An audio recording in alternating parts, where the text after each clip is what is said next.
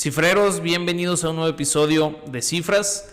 Espero hayan tenido todos un muy feliz año y muy felices fiestas. Esta vez vamos a estar hablando sobre lo que pasó en el 2023 y qué esperar del 2024. Obviamente todo enfocado en tema financiero y económico. Así que, sin más, comenzamos.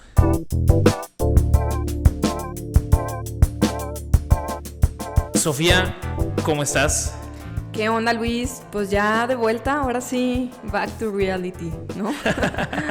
Cuesta un poquito el arranque, pero feliz de estar de vuelta, feliz de estar de nuevo cerca de los cifreros y feliz de pues seguir documentándonos a través de diferentes fuentes sobre lo que está pasando y lo que creemos que pueda llegar a pasar el próximo año.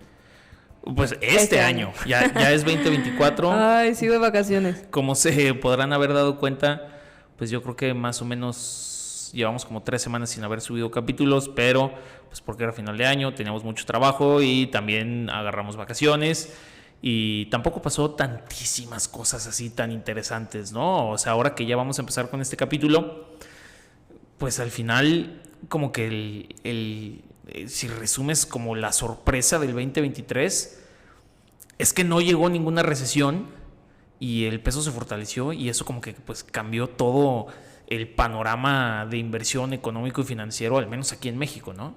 Sí, yo creo que fue un año con muchas noticias positivas.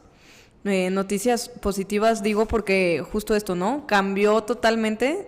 Si escuchamos nuestro episodio de qué creíamos que iba a pasar en el 2023, había pues cero optimismo, ¿no? Sí, o sea, ahí viene una crisis. Digo, aunque no era año de elecciones, pues quieras o no se van acomodando los escenarios para las elecciones, tasas de interés súper altas. Digo, había varias cosas que se veía que iba a ser un año pues medio malo para ciertos sectores. La guerra en Ucrania. La guerra comercial con China. Que hay cosas que siguen. Sí. Pero yo creo que hubieron muchos eventos interesantes en el 2023 que dieron finalmente pues un buen año. Sí. Un buen año inesperado, ¿no? Inesperado, sobre todo pues para los que estuvieron invertidos en renta variable, si tenían un buen portafolio de inversión, aunque hubieran tenido puro QQQ, ¿no? Puro envidia hubiera estado. Bueno, puro envidia, o de las Magnificent Seven, que bueno, ya hablaremos un poquito sobre los mercados.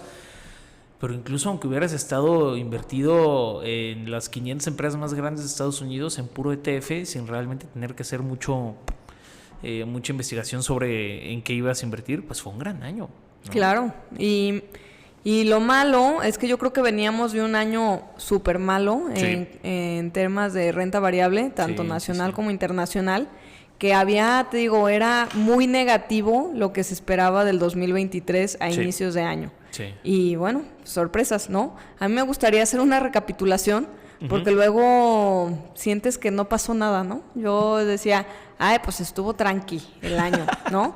Y a la hora que vas viendo todos los eventos que realmente se desencadenaron en el año, creo que fue un año de mucha nueva información. Sí. No sé, ahorita voy a nombrar rápido, pero luego nos vamos más profundos. Uno, pues las crisis de los bancos, no sé si te acuerdas en marzo, que cayó Silicon Valley Bank y bueno, quiebras de bancos importantes de Estados Unidos, o sea, hasta podemos decir la compra que hizo UBS de Credit Suisse. Sí. O sea, muchos movimientos, vimos a WeWork también caer. A muchísimas startups también se les acabó el financiamiento por las altas tasas. Y también sorpresas, ¿no? Sorpresas de cómo fue la venta y los ingresos de Nvidia, que vimos que creció al menos en el precio de acción, creo que fue de 282% en el año. Sí. O sea, cosas interesantes. Y que aún con ese crecimiento de precio de la acción, sus múltiplos, o sea, bajaron. O sea, no es como que nada más se haya hecho más cara. Exacto. Sino que realmente como que esos aumentos de precio estaban totalmente justificados por los aumentos en venta y en profitability y en márgenes y todo, o sea, cosa que nadie se esperaba, ¿no? Claro, entonces igual y pues ¿qué? Comenzamos con un recuento, ¿qué empezamos? ¿Político? ¿Geopolítico? Digo, luego, a ver, nos escriben mucho hate que si ya nos creemos geopolíticos o por qué hablamos de eso.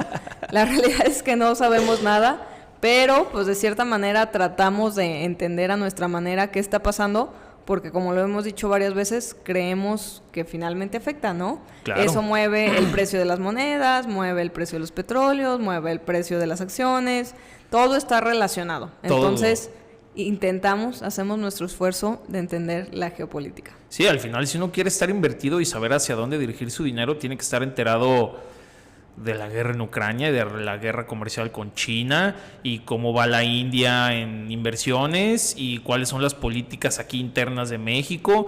O sea, la política está 100% correlacionada con las finanzas y con la economía. Entonces, no es que nos creamos politólogos, porque claramente no lo somos, por eso luego tenemos invitados especializados en ciertos temas, pero tenemos que estar enterados y creemos que es información sumamente importante que se tiene que compartir para nuestra comunidad, que esté enterada también y tome buenas decisiones de sus inversiones.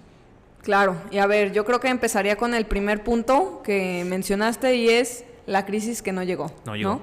Al inicio del 2023, todo mundo y en todos lados, creo que había una probabilidad en todas las encuestas de más del 80%, sí, que en 2023, a mediados finales, era como la expectativa de todo el mundo, sí, iba a llegar la crisis. Sí. Y esto venía porque pues se decía, oye, las tasas de interés están altísimas. Uh-huh. De hecho, en 2023, la tasa de interés hipotecaria de 30 años de Estados Unidos llegó a un nivel que no se había visto desde hace varias décadas, que fue 7.79, ¿no? Entonces, tipo, estos indicadores, pues de cierta manera te pueden decir, oye, está carísimo una hipoteca, entonces, uh-huh. ¿qué va a pasar? Pues se va a desinflar el precio de las casas.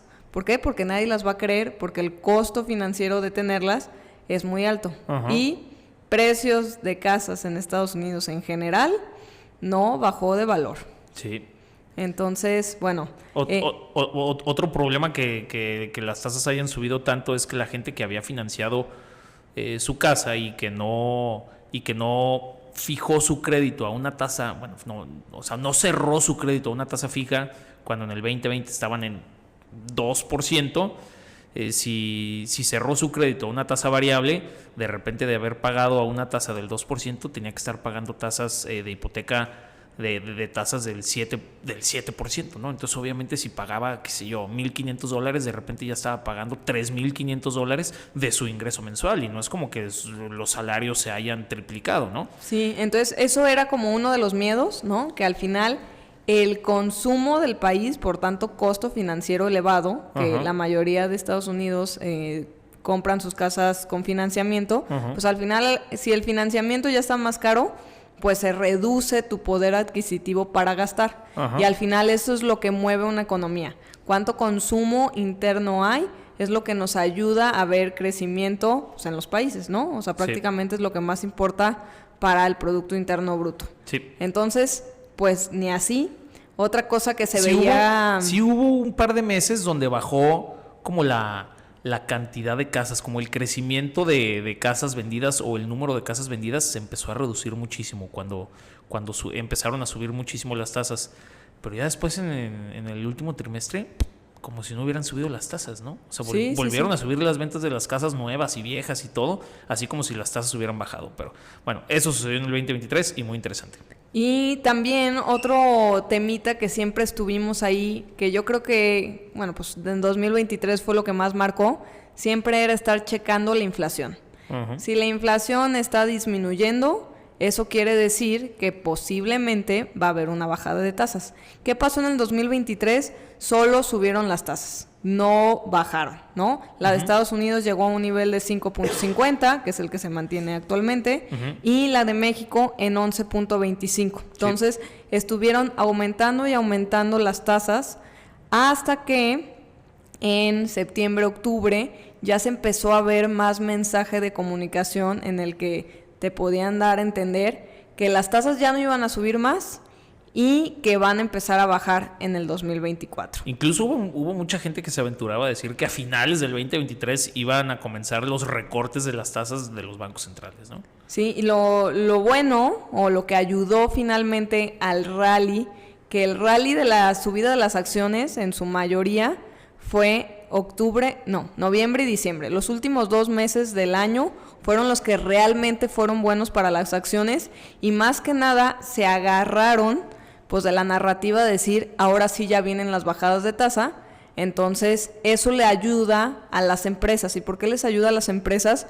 Porque sus valuaciones, o sea, a la hora que decimos está cara una empresa, está barata y demás, como una manera de sacar el precio real o el precio en el que crees que deba de estar la empresa, el valor de la empresa es, tú proyectas los flujos a futuro, o sea, lo que crees que va a ganar, menos lo que va a gastar y demás, y lo descuentas una tasa, ¿no? Uh-huh. Entonces, mientras más alta sea la tasa, más chico se hace el valor de la empresa. Correcto. Mientras más chica sea la tasa de interés, más grande se hace el valor de la empresa. Ajá. Y también dentro de los flujos, dentro de los gastos, si la empresa está apalancada, o sea, si tiene crédito, pues claramente aumenta el nivel de pago de crédito, uh-huh. Entonces la utilidad, o sea, la diferencia o lo que queda entre los ingresos y los gastos, ahí incluidos los gastos financieros, si más chicos son los gastos financieros, pues más utilidad queda. Uh-huh. Entonces, por eso, cuando se dice que las tasas están muy bajas, por eso las valuaciones de las empresas pueden ser más altas, porque los costos financieros uh-huh. son más bajos y la tasa de descuento para traer el dinero a valor presente también uh-huh. es más chica. O sea, cuando hay tasas bajas, las empresas pagan menos intereses, entonces ganan más dinero en caso de que tengan créditos, y también las valuaciones de las empresas se hacen mayores. Entonces, por ende, la gente compra más acciones, ¿no? Claro, entonces está muy correlacionado eso, y por eso cuando el mensaje empezó a permear dentro de los analistas y de los inversionistas de probablemente ya vienen las bajas de tasas y la inflación se ha bajado, entonces uh-huh. como la inflación se ha bajado, eso es, pues será un parteaguas para decir sí, las tasas pueden bajar porque la inflación sí bajó. Entonces, todo eso hace que a la gente tenga más apetito por invertir en acciones, y eso fue lo que pasó en noviembre y diciembre, que fue el rally de las acciones. Los meses del 2023. Los meses del 2023. Porque en marzo estábamos en pánico, que ya venía la recesión, porque había una crisis financiera sí. de bancos muy grandes. Sí, sí. Entonces, sí, bueno, sí. pues buena ruleta en el año. Oye, y agarrando el hilo, o sea, de lo que pasó con las tasas y las valuaciones y todo, ¿qué crees que va a suceder en el 2024? Si te puedo yo dar mi opinión, yo de cierta manera, o sea, claramente ya van a comenzar a bajar las tasas, pero no creo que las vayan a bajar tan bruscamente como mucha gente lo tiene pensado, porque ahí te va la razón. La razón por la que yo creo es que si la economía sigue tan bien, o sea, creo que los niveles de desempleo ahorita en Estados Unidos están de que en lo más bajo de los últimos 20 años, así una cosa extraordinaria, porque pues ahí, o sea, no hay desempleo.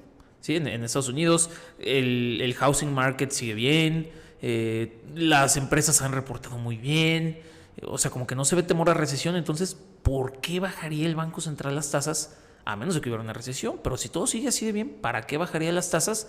Y como ya lo hemos comentado, pues seguramente viene una década de tasas altas, entonces yo no creo que la vayan a bajar tan bruscamente.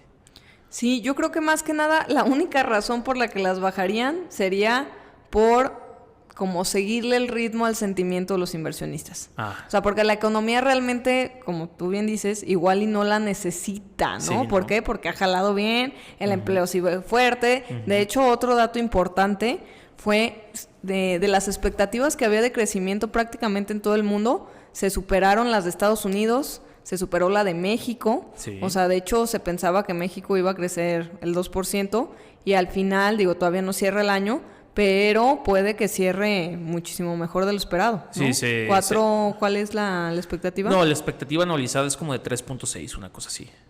Que es buenísima.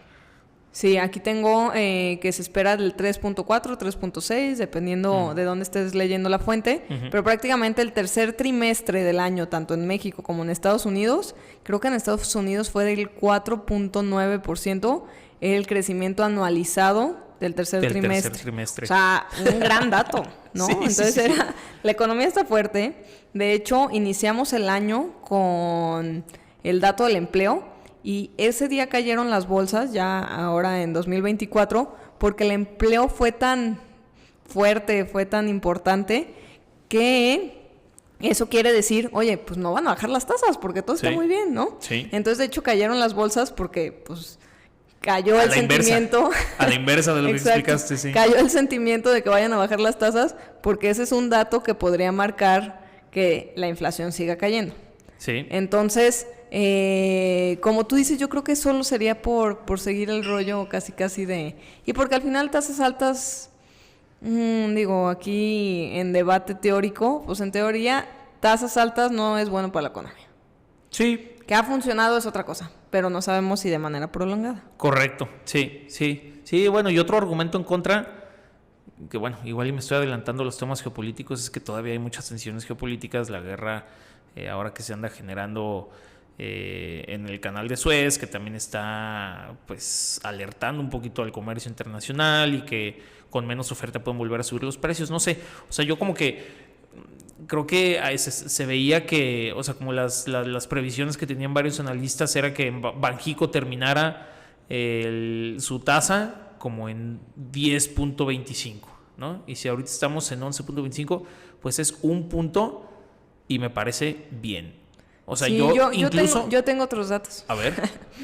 Yo tengo que la expectativa de la tasa de México va a ser del 8.75. 8.75. 8.75, así es.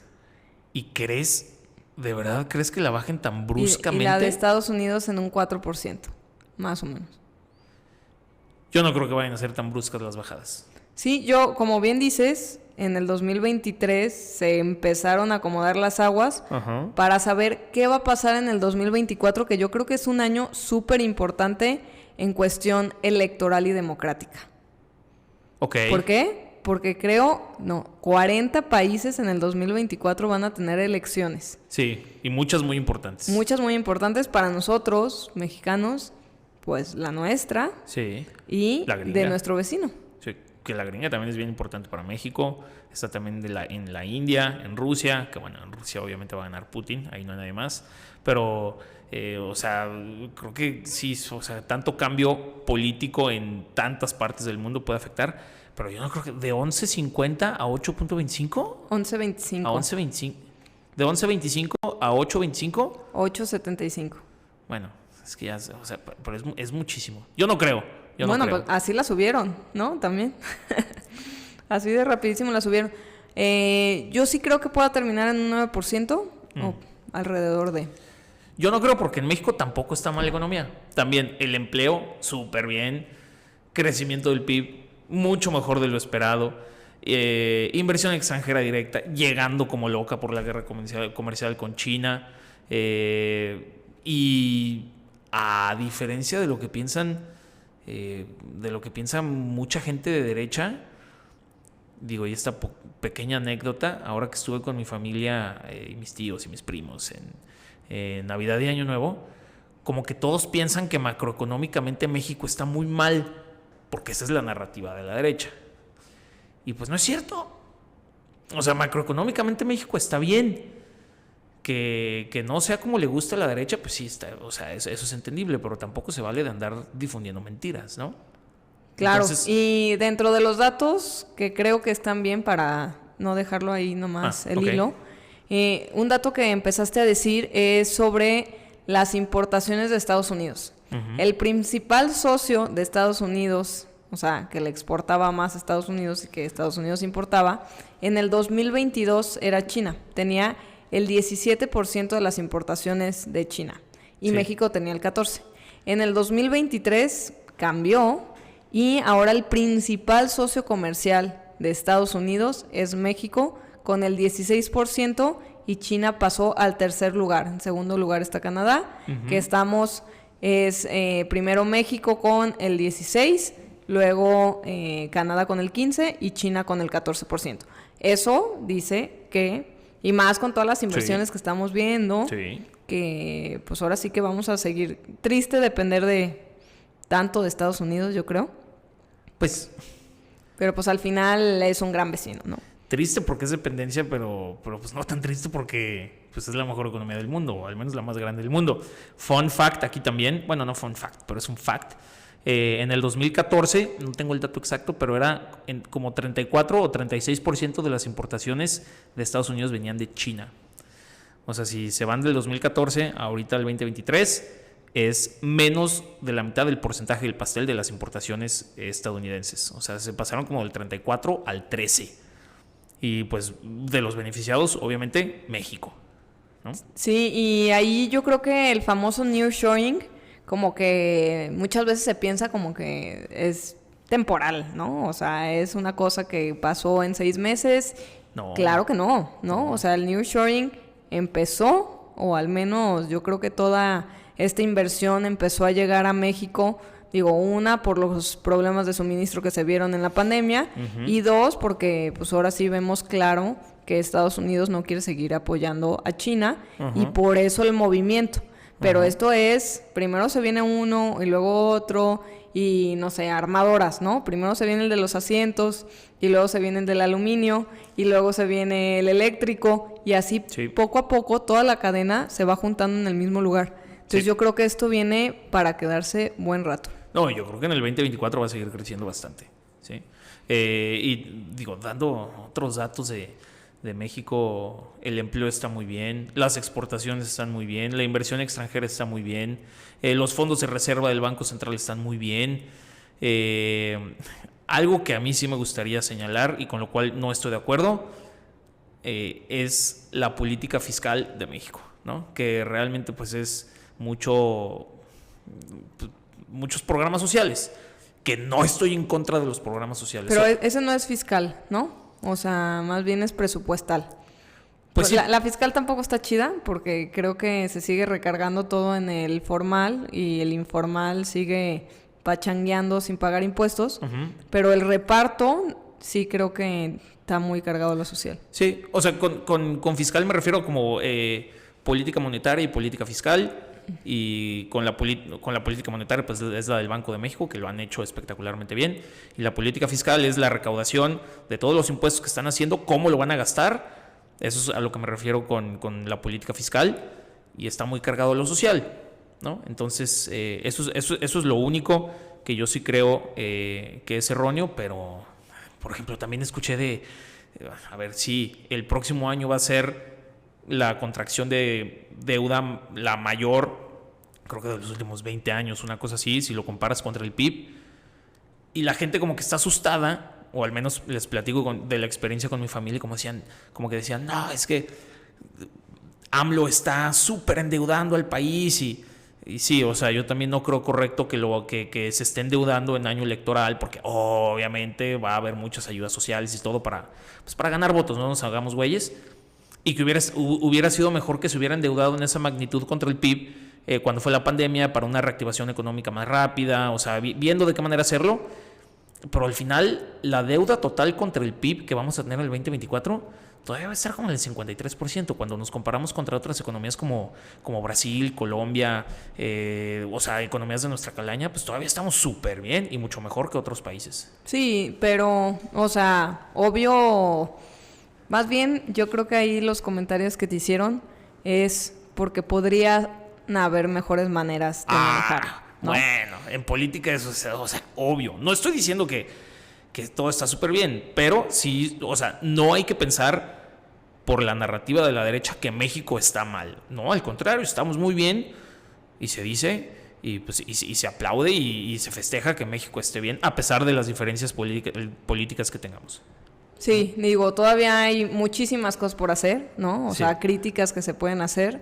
Es obvio, cómo no han habido nuevas empresas que salen a la bolsa, ¿no? En México. O sea, iba a salir una y se quedó a la mitad por un papelito. Pero, o sea, finalmente hacen falta muchas cosas. El dinero que vamos a cambiar, o sea, el déficit que va a aumentar el próximo año, claramente nos gustaría destinarlo de otra manera, no de esa manera de repartir dinero. O sea, hay muchas cosas que podríamos mejorar, y eso es lo que yo creo que de repente pues es la narrativa que le gusta a la derecha tomar.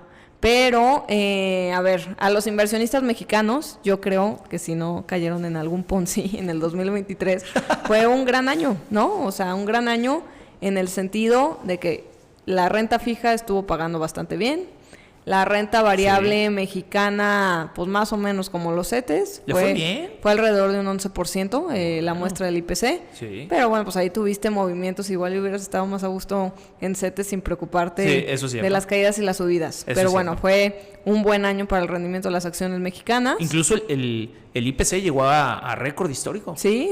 Estuvo tocando récord histórico varias veces en el año. Entonces creo que eso fue positivo. Lo malo es que seguramente a todos nos pasó. De hecho, si ves la encuesta de Banjico de 2022 en diciembre, se esperaba que el dólar cerrara en el 2023 en... ¿Cuál era el nivel? 2010, una cosa así. Y pues no, superpeso. Sí. Entonces todo el mundo, el que quiso hacer análisis y decir que el peso iba a quedar alrededor de 19, 20 pesos y que estuvo comprando en cada piso, porque luego es muy interesante cómo la gente va diciendo, ya está en 18, compren, ya está en 17, compren. O sea, cada peso va haciendo un nivel de resistencia interesante y pues estuvo rompiendo y rompiendo peso tras peso tras peso. Entonces, si estabas dolarizado, creo que ahí estás un poco triste por tu decisión. Sí. Esa nadie se le esperaba. O sea, si alguien dice, yo sí esperaba que el dólar acabara en 16.90 el año, qué mentiroso. Pero es bien bonito decirlo después, ¿no? De que obvio por la diferencia de tasas y el spread que hay, claramente y el nearshoring. Sí, no. La neta es bien difícil atinarle. Sí. Y aquí la recomendación, que ahora vamos a estar hablando también de qué creemos que puede pasar en el 2024, es como, pues nunca sean tan firmes o sea, hay que aprender a saber decir, oye, pues igual y estaba equivocado en lo que pensaba. Claro. O sea, no puedes ser tan rígido Claro. en tus pensamientos, ¿no? Claro. Y tipo, la gente que cree mucho en el Bitcoin va a subir a $100,000. O sea, no te claves tanto en tu premisa, porque muchas veces, si este capítulo lo hubiéramos hecho hace un año y lo comparamos contra hoy, a ver, nadie se hubiera esperado el superpeso. Nadie se hubiera esperado que las acciones, cuando iba a ser un año de crisis, iban a subir 20 y tantos % en Estados Unidos. Sí. Nadie, o sea, había muchas cosas que había como mucha decisión firme que al final no pasaron, ¿no? Entonces hay que ser un poco más flexibles en nuestras decisiones. Sí, o sea, como creo que lo comentaste en varios podcasts, de que igual hubiera sido mejor que si compraste dólares a 21, cuando estaban en 19 y ya medio se veía la tendencia del peso fortachón, que te hubieras traído los pesos, o sea, que hubieras vendido los dólares, te trajeras los pesos y aquí lo hubieras invertido en CETES. Te hubiera ido mejor a que dejar los dólares allá invertidos a una tasa del 4% con los treasuries, ¿no? Nadie veía esa venir, pero si ya estás viendo la tendencia, pues cámbiala, o sea, un poquito de flexibilidad en el pensamiento, ¿no? Tal cual. Y a ver, otra de las sorpresitas del 2023 para mí fue el candidato Milei y ahora sí que ¿Cómo ganó las elecciones? Un candidato, a ver, no sé si es extrema derecha, porque vuelvo a repetir, no somos politólogos, pero al final es una persona, ahora sí, radical para lo que había existido en Argentina anteriormente. Pues sí, Argentina nosotros hablamos muchísimo de Argentina, sobre todo porque es tan épico, ¿no? Como la caída económica de Argentina, habiendo sido uno de los países más ricos del mundo, cómo tuvieron estas décadas prolongadas de gobiernos de izquierda, que ahí yo sí digo que se dedicaron a vender populismo, llevaron a la economía a un lugar donde ninguna economía quiere estar, sobre todo en el 2014, cuando Kirchner decidió que ya no iba a pagar la deuda internacional que tenía Argentina y pues obviamente se les vino la economía encima. Y después de tantas décadas que Argentina había sido muy de izquierda, que se hayan decidido por este radical de derecha que está haciendo unos cambios brutales y que claramente ahorita, como él anunció, algo parafraseado fue así como: la única terapia que le va a servir a Argentina es un shock económico. O sea, shock a la economía, borrón y cuenta nueva y vámonos para arriba. Y él sí lo dijo. jamás mintió en su campaña y nada de que no, conmigo va a estar todo siempre bien. Bien lo advirtió y ahorita están pasando por ese shock, pero va a ser muy interesante ver qué pasa en el 2024 y 2025, porque no lo va a arreglar en 1 o 2 años, al menos 2026, a ver cómo va la economía argentina, porque si resulta positivo todos estos cambios radicales que está haciendo, en América Latina se va a venir una ola de derecha política, ¿no? Sí. Yo creo que es un claro ejemplo de hartazgo otra vez, en especial pues a pesar de que ¿cuántas personas en Argentina viven del gobierno? Creo que 2 de cada 10. Sí, la estadística era, creo que el 23% de los empleados en Argentina son de gobierno. Tal cual, ¿no? O sea, sabiendo que iba a haber reformas y limpieza en los gastos y personas que trabajan para gobierno, sí. Aún así, pues hubo levantón de manos y votamos por ti y queremos un cambio. Sí. Entonces, creo que va a ser muy interesante pues la evolución de Argentina, ¿no? De hecho, ya en esta semana, iniciando el año, ya dijo chao al BRIC, no quiero estar en el BRIC, sí. No importa que Brasil me voltee la cara y no quiera ser mi amigo, prefiero ser firme porque soy, ahora sí que, pues muy decidido en las teorías económicas que quiero para Argentina.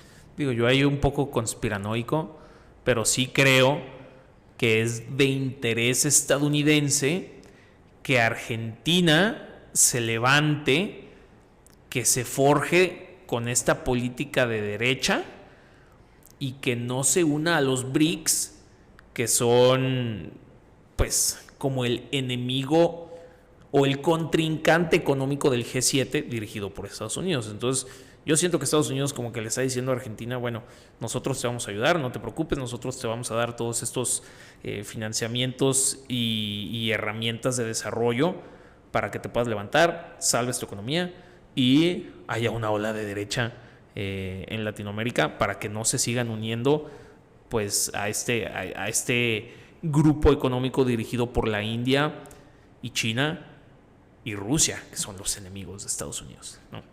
Pues puede ser. Yo creo. Ojalá lo salven, la verdad. Ojalá que sí. Se los deseamos a nuestros hermanos argentinos. Sí, aunque mucha gente los odia por mamoncitos, la verdad es que yo creo que es una economía que debe de resurgir. Ojalá que sí. Sí. Nosotros no le deseamos la pobreza a nadie. Sí. Oye, ¿qué más sorpresas? Yo creo que el 2023, haber estado brincando de un lado al otro, pero en tema político también sorpresas, ¿no? Yo creo que el nacimiento de Xochitl y la resurrección de Trump han sido 2 fenómenos que encaminan unas elecciones controversiales. Sí, aquí justo este tema, que nuevamente no somos politólogos, pero es importantísimo ahora que se vienen elecciones simultáneas tanto en Estados Unidos como en México. O sea, y no solamente con este afán de grilla, sino realmente pónganse a ver a quién está seleccionando Sheinbaum, a su gabinete, a quiénes van a poner como secretario de Hacienda, secretario de Economía. Ahí trae un exgobernador del Banco de México en su equipo. Nosotros tratamos de informar, obviamente, con tema de chismecito político, pero es bien importante estar al tanto de quiénes van a estar en los gabinetes de los siguientes gobernantes de México, ¿no?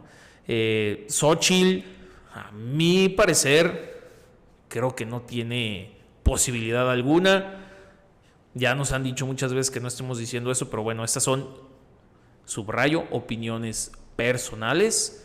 Y en Estados Unidos, ahí sí no sé. Digo, Biden a mí me cae muy mal. Siento que el grupo político de Biden se dedica a hacer guerras por todo el mundo, como lo podemos ver. Y es muy incierto si Trump va a poder estar o no en la contienda electoral para la presidencia en Estados Unidos, porque trae muchas broncas de demandas penales y trae varias broncas ahí que obviamente pues como que los demócratas no quieren que participe, porque yo creo nuevamente personalmente que si Trump está en la boleta de la contienda electoral de Estados Unidos va a volver a ganar la presidencia, pero por supuesto. Ay, esos ruquitos. Creo que tiene, ¿qué? 81 años Trump, o no, Biden, 81. Aquí yo tengo tiene tiene 81 años. Biden tiene 81 años. ¿Cómo va a estar dirigiendo Estados Unidos? Por Dios. Pero Trump está por ahí, ¿eh? Nomás tiene más botox. Bueno, sí, pero también tiene más, más cerebro, o sea, sí puede hilar oraciones y no ser un robot ahí que no sabe exactamente qué hacer ni qué decir. O sea, al menos Trump se nota que está saludable mentalmente. Biden no. O sea, pero es clarísimo que Biden no puede estar en la presidencia, ¿no? Y yo por eso creo que muchos países enemigos de Estados Unidos ahorita están tomando decisiones geopolíticas y de guerra porque saben que Estados Unidos ahorita no trae con qué. Sí, y bueno, aquí hay una encuesta de las preferencias electorales en Estados Unidos para 2024. Si el día de hoy fueran las encuestas y se quedara como candidato Trump, tendría 42% de preferencia y Biden para la reelección 43%. O sea, están ahí. Sí, yo justo había leído otra que era Biden 43, Trump 40, que es al revés, que pero traen unos puntitos de diferencia. O sea, si lo comparas con México, creo que en casi todas las encuestas serias, encuestadoras serias, Sheinbaum anda como en el 43% y Xochitl en el 25%. Claramente esto no da el 100% porque hay pues muchos votantes indecisos y que se habían tomado como con MC, pero pues quién sabe para dónde vayan, pero se irían, yo creo, proporcionalmente a las estadísticas que hay ahorita. Entonces yo por eso creo que Sheinbaum pues, va a ser la próxima presidenta de México. ¿Tú qué crees? Yo también, Sheinbaum. Creo que habíamos dicho en el episodio con el último episodio político, que hablamos con nuestro amigo Hernández, bueno, al menos mi opinión es presidenta Sheinbi. Me encanta eso que le digan Sheinbi. Aquí en Jalisco, que bueno, es de donde estoy un poco más enterada, Jalisco para gobernador me iría por Lemus. Y municipal, híjole, ese está, yo creo que Franje. ¿O Franje? Pues vamos a ver. Lo que sí que será decisivo es quién se queda con el Congreso. O sea, para poder pasar reformas así libremente, pues necesitan al menos mayoría, ¿no? O sea, más del 50%. Y luego está la mayoría absoluta, creo que se llama, que es si tienes más de dos tercios, o sea, 66% o más. Y creo que eso va a ser va a definir muchas cosas de la política o el proyecto de país que tenga Sheinbaum, que independientemente de si tiene mayoría en el Congreso o no, yo al menos como que ya no he escuchado en la narrativa de la derecha, porque tampoco lo creo, que México se va a convertir en Venezuela, ¿no? Ya sabes que... Sí, ya se ha calmado bastante, ¿no? Entonces, bueno, para cerrar el tema político... vienen elecciones importantes. Para México va a ser la elección más grande de la historia. Acuérdense que tienen hasta el 20 de enero para sacar su INE, renovarla, ver si no está perdida. Ahora sí que tengan el plástico bien cuidadito y hasta bien guardadito para que pues, seamos parte de los que sí votan. Sí. Solamente político, que no tiene nada que ver con México ni con Estados Unidos, pero se me hace de suma importancia y que sería bueno que lo siguieran, porque además es un cierto tip de inversión. Va a haber elecciones en la India. La India ahorita está Narendra Modi y también tiene un súper aprobación, mayor que la de AMLO. Incluso creo que es el presidente con más aprobación en el mundo. Y ahorita se está yendo mucha inversión a la India. Porque pues está la guerra comercial contra Estados Unidos, contra China de Estados Unidos. Entonces está yendo mucha inversión ahí. Por ejemplo, eso lo vimos también durante el 2023, que Apple pues ya está cambiando sus producciones a la India. Y no tengo los datos exactos, pero también muchas empresas de la India les fue súper bien en las bolsas. Y el tema demográfico que le ha pegado mucho a China, eso de que pues realmente ya no hay mucho joven, no lo tiene la India. La India tiene una demografía súper buena, tienen todavía muchísimos jóvenes. Es un país que se está digitalizando, es un país con una educación altísima, obviamente no todos, pero la gente que estudia allá y que tiene la oportunidad de estudiar o que se gana su lugar como estudiante, es gente educadísima que están por todo el mundo. Entonces, como que ahorita yo como que siento que como que muchos inversionistas están volteando a ver a la India como el nuevo lugar de oportunidad para inversión, tanto industrial como accionario. Sí, nomás también tiene ahí su tema de riesgo, ¿no? O sea, pasó mucho como el Slim de la India, digamos. Ajá. Tuvo ahí también un mal uso de la información. Ajá. Y las empresas de la India, bastantes, cayeron mucho su valuación porque al final se dieron cuenta que no había transparencia en los datos. Pero coincido contigo que democráticamente, y es un lugar que finalmente también va a recibir inversión por estos movimientos.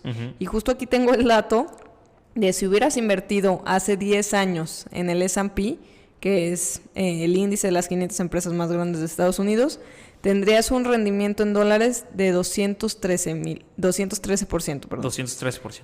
Y si hubieras invertido en el índice o en el ETF que sigue las empresas más grandes de China... ¿De China o de la India? ¿Mande? De China. De China.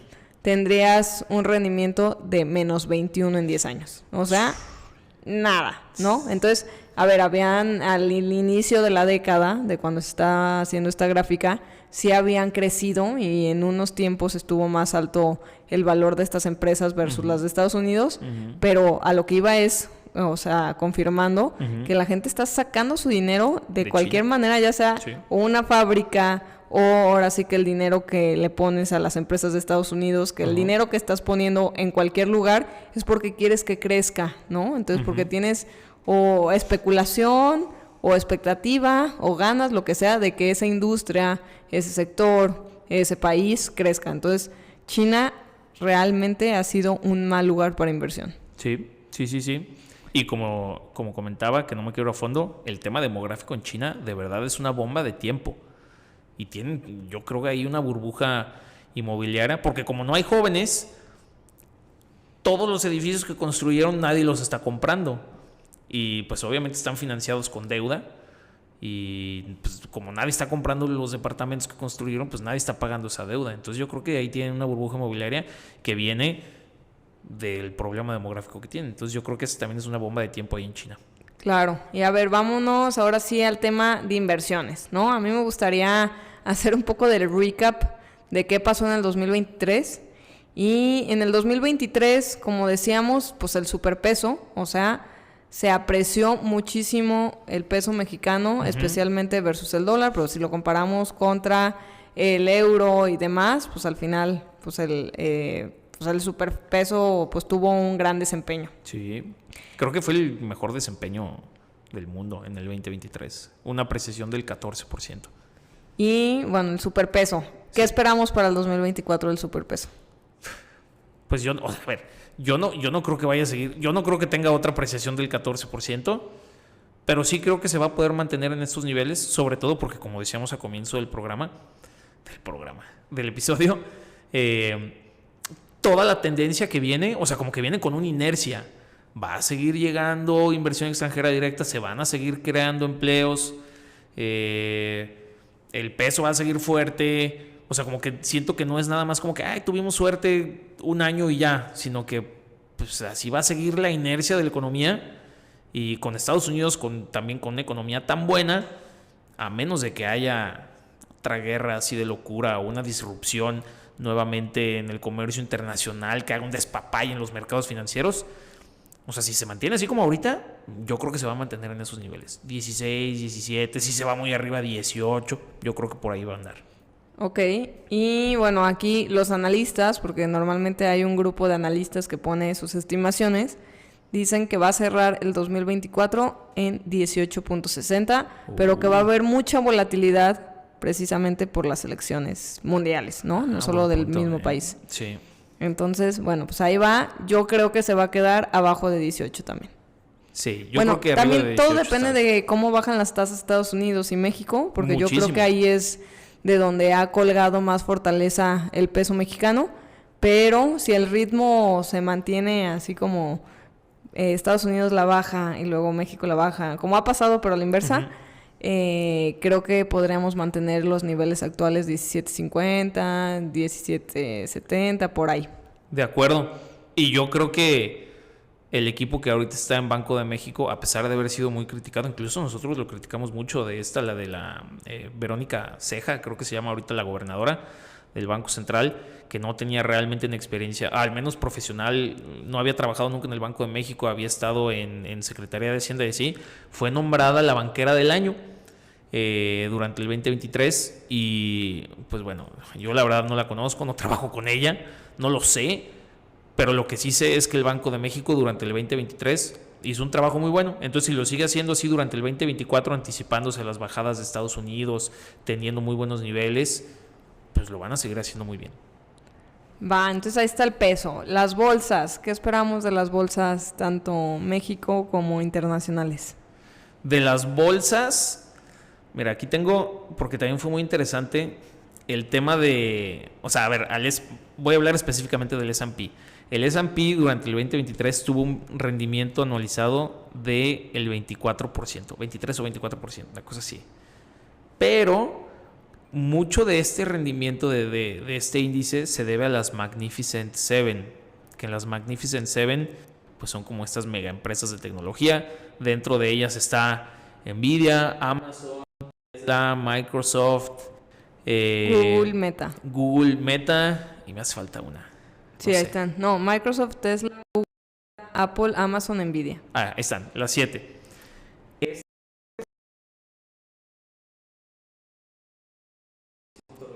De estas 7 empresas tuvieron un rendimiento. Entonces, si tú al índice del S&P 500 le quitas las Magnificent Seven, realmente el S&P 493, por así decirlo, tuvo un rendimiento anualizado como del 3%. Entonces, si bien se ha hablado mucho de que a los mercados estadounidenses les fue muy bien, mucho se debe a estas mega empresas, que son unas mega empresas que solamente una de ellas luego tiene en capitalización de mercado más que el 70% de los países del mundo su PIB, ¿no? O sea, son unas mega empresas. Ahora, como bien decías al principio, estos crecimientos tan altos fue porque veníamos de un muy mal año en el 2022. Incluso neteas como las pérdidas del 2022 y las ganancias del 2023, pues tampoco están altísimas, ¿no? Igual y son entre el 10%, 15%, a la mejor cita, incluso unas todavía quedaron en negativo. Entonces, yo pienso que más o menos va a seguir así. Yo no creo que las Magnificent Seven vuelvan a tener un año como este. Seguramente van a seguir creciendo porque son negocios bastante sólidos de empresas muy grandes, pero yo creo que va a seguir así. O sea, normal, no va a ser un año espectacular, aunque sí van a seguir creciendo con la inercia, como digo, de los crecimientos que trae tanto el mercado estadounidense como mexicano.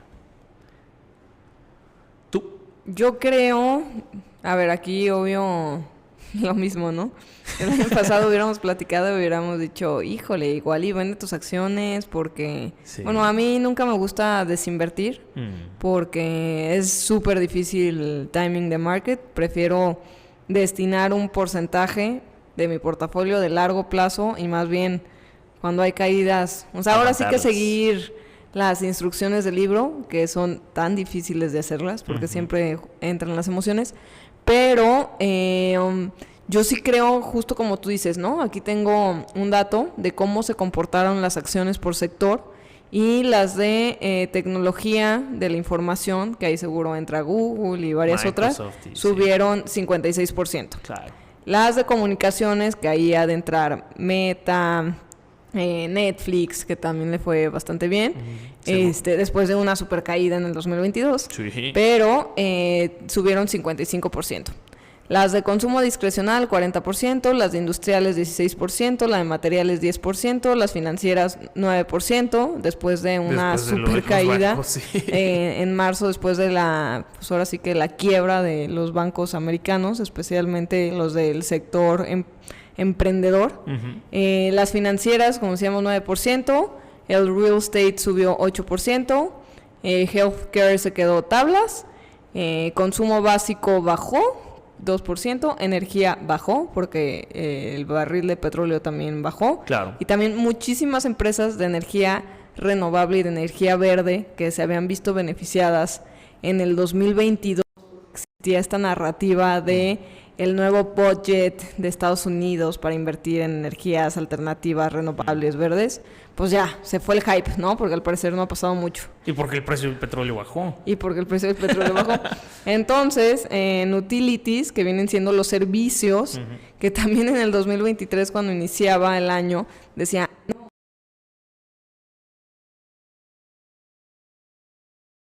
pidiendo recolección de basura, siempre vas a estar pagando tu celular de comunicaciones, siempre vas a estar, o sea, estas cosas básicas que en teoría las debes de hacer porque sí ya están en tu presupuesto, en tu gasto fijo.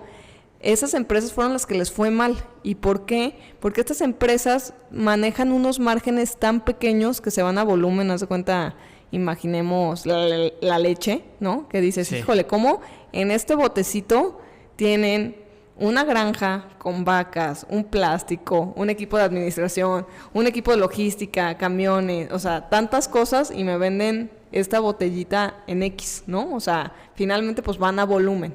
Entonces, cualquier cambio en el precio, le suben la etiqueta, le suben el bote, tiene un cambio radical. Entonces, lo que les pasó a estas empresas de servicios básicos y consumo básico es, les pegó más que las tecnológicas la subida del costo financiero. Claro. Porque como tenían tan justos sus márgenes, cosa que no habíamos previsto al inicio del año.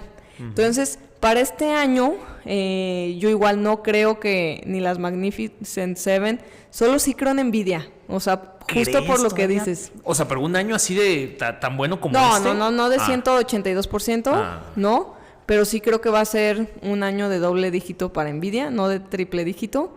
¿Por qué? Porque finalmente está respaldado su crecimiento del valor de la empresa en las ventas, con los ingresos. Sí. Y creo que estos nuevos movimientos que están haciendo y que Estados Unidos está apoyando todavía más a las empresas americanas y así, por su salida en mercados emergentes o China, creo que pues realmente no hay competidores. O sea, yo les podría seguir apostando a Nvidia. Y estaba leyendo en un blog como de las empresas que ven interesantes para el 2024 y ponen las de energía de oil, de petróleo, porque fue un mal año y con todas estas turbulencias que pueden venir en el próximo año pueden ser interesantes. Sí. Yo no sé, personalmente no sé, porque de hecho hasta Arabia Saudita estuvo bajando sus precios recientemente porque realmente no ven tanta demanda como la que esperaban. Pero bueno, ven interesante energía, ven interesante healthcare y ven interesante también aerolíneas. Nomás, bueno, acabamos de ver también estos días. Ahora lo de Boeing. Una mala noticia de Boeing. Pero... Boeing. No, Boeing. Boeing de mango. Boeing de guayaba. Boeing. Bueno, es que el gobierno así lo comunica. Boeing. Entonces, yo creo que va a ser igual como tú dices, de un 5 a un 10% de crecimiento en las acciones americanas. Sí. China creo que va a ser otro año malo. Sí. Y Europa tampoco creo. A Europa todavía le pongo menos optimismo que a Estados Unidos. Yo también. Sobre todo porque siguen todavía con tasas muy altas. Para ellos, como que también están teniendo muchos problemas como sociales, ¿no? También estuvo esto de Francia, que les querían aumentar 2 años para la jubilación y casi prenden en fuego París.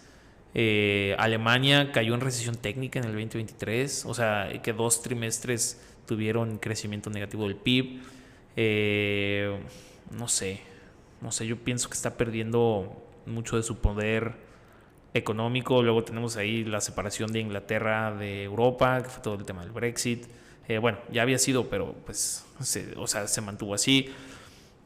No sé, vamos a ver. Y también el consumo en Europa, que también es una gran parte del PIB, también ha bajado durante el 2023. Sí, y Alemania, que es pues país industrial, innovador, también ha tenido su decaída. Sí. ¿No? O sea, se ve el sentimiento tanto de compra como de los inversionistas hacia la economía ha sido cada vez menor. Sí, creo que Europa tampoco va a ser un gran play. Pero en lo que son unos cracks los europeos es en la industria esta de moda y de marcas de lujo, que durante el 2023 también les fue súper bien. Súper bien a todas estas marcas que venden bolsitas en $10,000.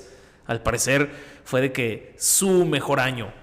Esa es una industria europea que no creo que vaya a debilitarse. Al contrario, yo creo que durante el 2024 todavía se va a ver más fortalecida. Pero de ahí en fuera yo no le veo mucha fortaleza a Europa.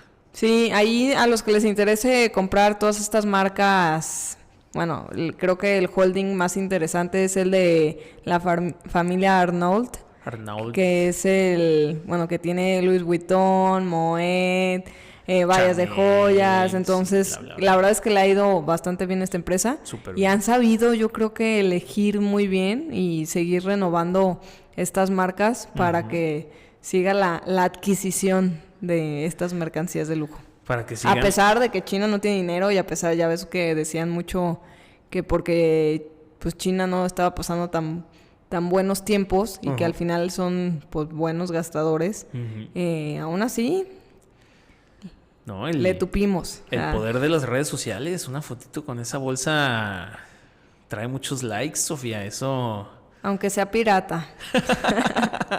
Bueno, por último, que también me parece un tema muy importante, seguir el tema de las guerras. Sigue la guerra en Ucrania, es la proxy war, como le dicen. Vimos ahí los estragos en los mercados, sobre todo de commodities que tuvieron cuando empezó la guerra. En Ucrania se producía como el 20% a nivel internacional de los granos, suplía como el 70% de todos los granos consumidos en Europa. Cuando empezó la guerra hubo ahí una disrupción en los mercados, subieron muchísimo los granos, subieron los aceites, por eso vimos también una gran alza en la inflación, porque subían los granos, entonces era más caro alimentar el ganado, entonces la carne subía, no sé, muchas cosas. Entonces, que la guerra siga ahí, pues hay que seguir teniéndole ojo, porque todavía puede haber disrupciones en el mercado. Tenemos la guerra en Israel, bueno, o en Palestina. Bueno, entre ellos dos, o jamás. Bueno, al final es en Palestina, es en Gaza. Ahí siguen estando los catorrazos, que pues al parecer Irán financia a los enemigos de Israel. Irán es de los mayores productores de petróleo.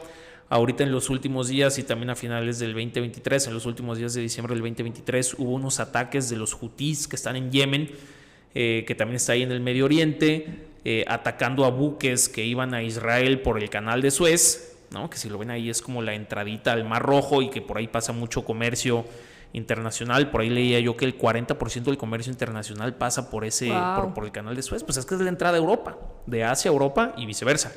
Entonces, si siguen esas tensiones, porque Estados Unidos dijo que si los hutíes ahí en Yemen no se ponían en paz, que claramente los hutíes es sabido que están financiados también por Irán, que Estados Unidos pues se iba a agarrar ahí a los catorrazos, ¿no? Entonces ahí puede haber otras disrupciones en el comercio internacional, y que también una guerra ahí atenta mucho contra la producción de petróleo.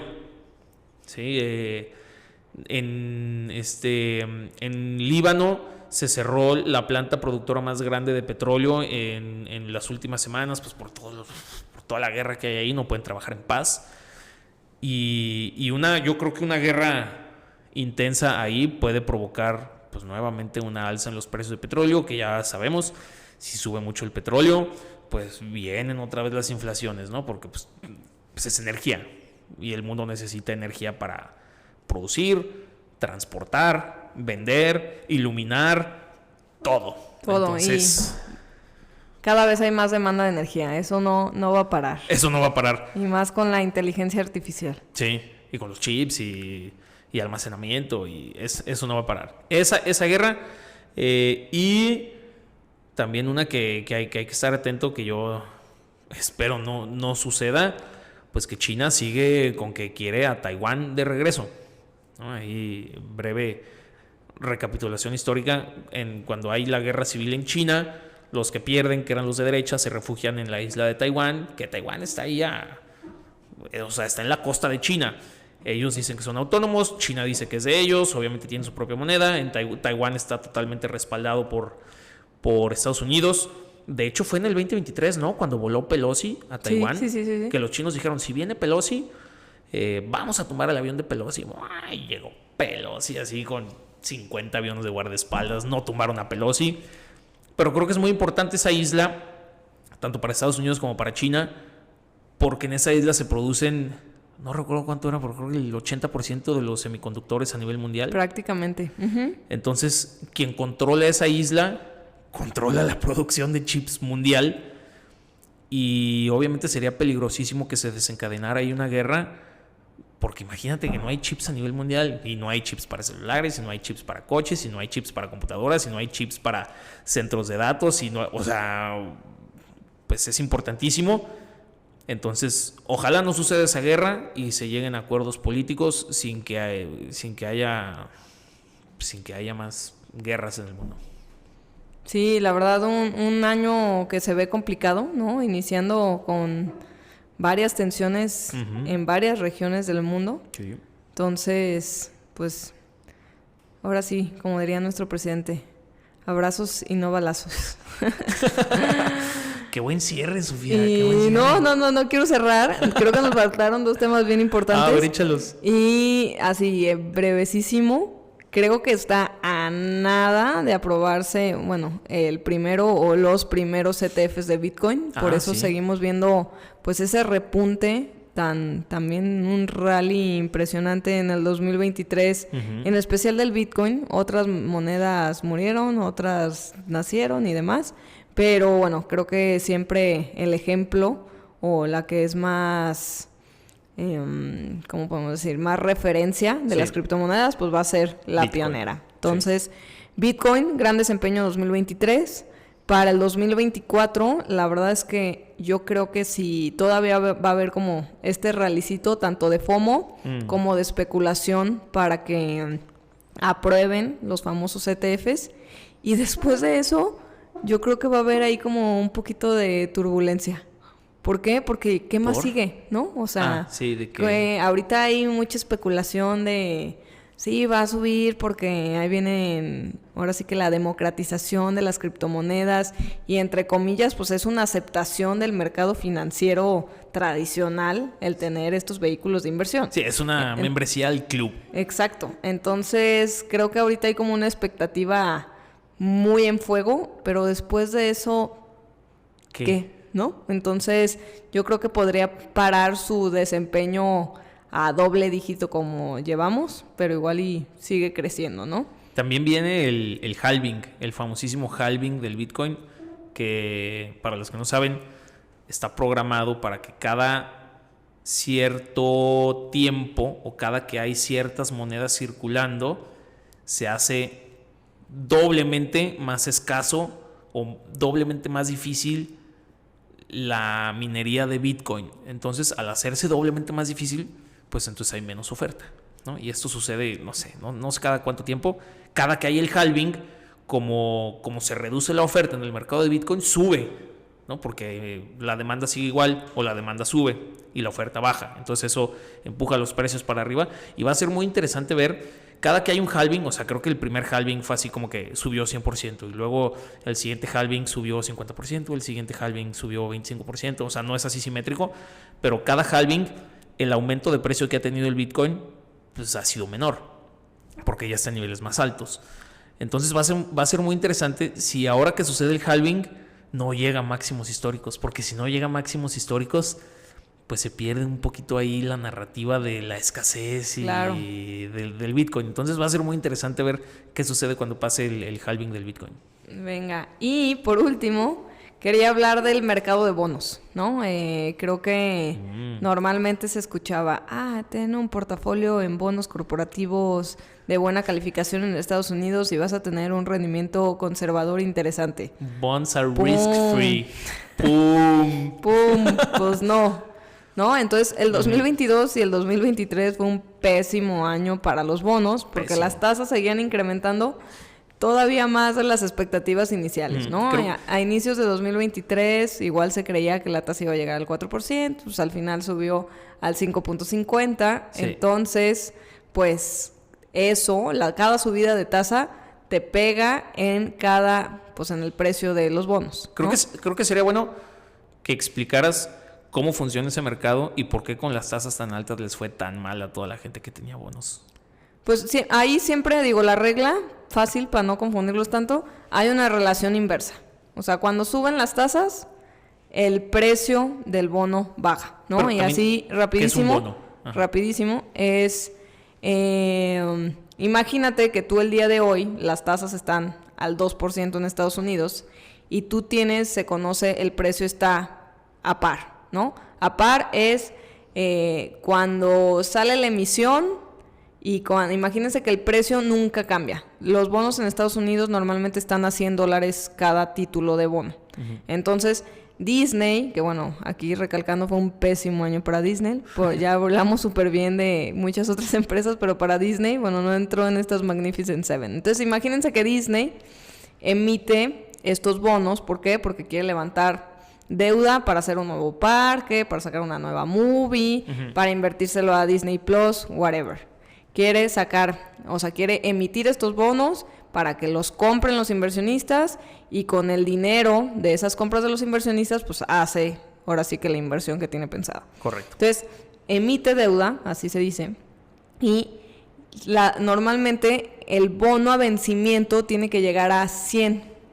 Entonces, imaginemos que estamos a par. A par quiere decir que estamos al mismo precio del precio de vencimiento. Entonces, si el día de hoy las tasas están al 2% y el día de mañana hay una noticia que la Fed subió las tasas, voy a ser un poco radical, al 4%, entonces lo que va a pasar es, como tu bono es de ayer, imagínate que Disney va a emitir un nuevo bono al día siguiente, entonces Disney en el bono del día siguiente ya paga un 4%, porque es la tasa de mercado. Ya no paga 2%. Y los bonos de ayer, que esto, digo, no cada día hace emisiones, pero los bonos de hace 6 meses traen una tasa del 2%. Entonces, uh-huh, nadie va a querer tus bonos porque dice, oye, hoy Disney me paga 4%, porque la tasa del mercado, o sea, obvio, esto tiene una relación con la tasa del mercado. Uh-huh. Los bonos el día de hoy me pagan 4%, ¿yo para qué quiero tus bonos del 2%? Uh-huh. Entonces, el precio del bono que estaba a 100 en ese momento, pues va a tener que tener un descuento en el mercado para que al final, cuando llegue el vencimiento de cuando te tengan que pagar este capital en el plazo de vencimiento, digamos 5 años, pues llegue a 5, o sea, que la tasa al final sea equivalente, ¿no? Sí. Entonces, lo que va a pasar es, tienes que tú bajar el precio para que a la gente le sea atractivo y le sea equivalente. Ok, yo tengo un bono que paga el 2% anual y hay en el mercado un bono del 4%. Entonces, me tengo que bajar mi precio, sí, para dejarlo en un 4% y que sea equivalente. Entonces, bajan los precios de los bonos. Entonces, todas las personas que tenían bonos y que estuvieron subiendo y subiendo la calificación, cada subida de tasa o cada subida de expectativa de que las tasas iban a seguir subiendo, tu precio del bono se iba bajando. Ajá. Y eso es lo que tú ves en tu estado de cuenta. Sí. Entonces, por eso les fue mal. Les fue tan mal. Un pequeñísimo ejemplo, resumiendo lo que acaba de decir Sofía, que estuvo súper bien explicado. Yo llego con Disney, le compro un bono que me va a dar 2% mensual, lo compro en 100 pesos y yo sé, 2% anual, perdón. Y entonces yo sé que voy a recibir 102, ¿no? Entonces lo compré a 100 pesos y si lo quiero vender en ese momento, pues igual lo puedo vender en 100 pesos, ¿no? Pasan 6 meses, las tasas suben al 4% porque la Fed subió las tasas. Entonces, en el mercado se venden bonos que después de un año te van a dar 104 pesos y yo tengo uno que te da 102. Entonces, si yo lo quiero vender en el mercado, pues nadie lo va a comprar, obviamente, porque si yo le digo, oye, te vendo mi bono que te da 2% anual, te van a decir, pues ¿para qué quiero el tuyo? Si acá puedo conseguir uno que me dé el 4%. Entonces, no lo puedo vender en 100 pesos. Igual le digo, bueno, pues te lo vendo en 98, porque los 2 pesos que te van a dar y los 2 pesos que te estoy haciendo de descuento, pues ya te equivale al 4% que te están ofreciendo ahorita.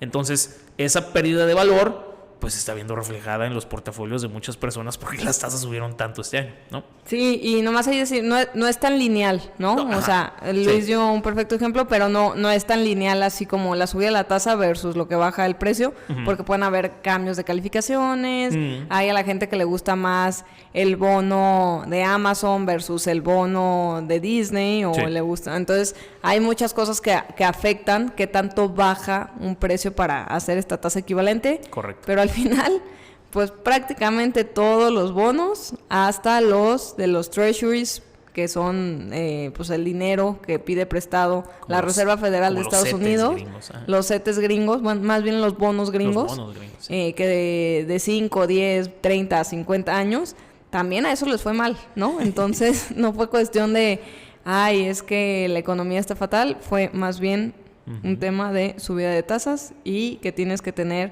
un precio atractivo para que el mercado los quiera tener. Entonces, ¿Qué pasará con los bonos? Pésimo año para los bonos en 2022. 23 igual el rally. Normalmente existía una como correlación inversa en donde si las acciones subían, los bonos bajaban. O sea, si la renta variable subía, la renta fija bajaba. O sea, muchas veces tenían como esta correlación inversa. Bueno, pues ya van 2 años que es ahora sí que correlación perfecta, casi. Suben las bolsas. Suben las bolsas. Suben los bonos. Subieron los bonos. Y el año pasado bajaron las bolsas, bajaron los bonos. Entonces tuvieron un rally también al cierre del 2023. Y pues creyendo, o bajo la narrativa y la creencia de que sí van a bajar las tasas, yo creo que va a ser también un buen año de recuperación para los bonos. Ok. Pues bien, algo más.